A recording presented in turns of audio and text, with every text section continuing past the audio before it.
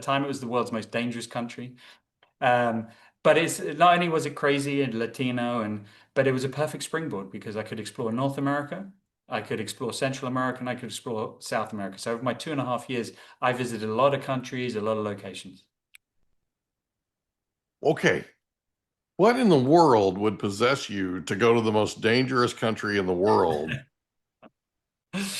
and teach?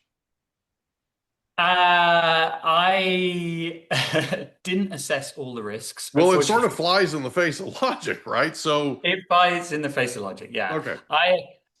Through my network, I got two offers. One was from British School of Colombia, or Mhm. Bogota, and one was at the British School of El Salvador. And I remember sitting down with my parents to discuss the two.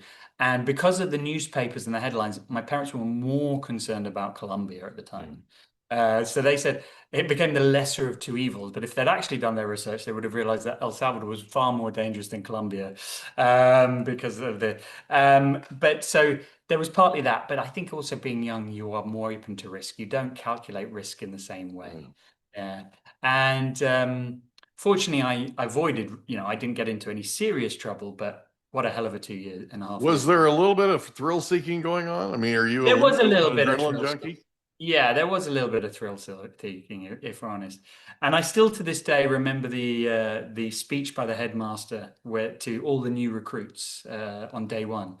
And I believe he gives this speech every year, or he did. He said, "Look, we were all lined up, and he said, 'Ladies and gentlemen, I have got some bad news and some good news. Okay, the bad news is we will have at least 5 kidnappings a year from this school. Oh my God. Okay. He said the good news, it's not going to be you. I don't pay you enough. They couldn't care less about you. They care about the kids.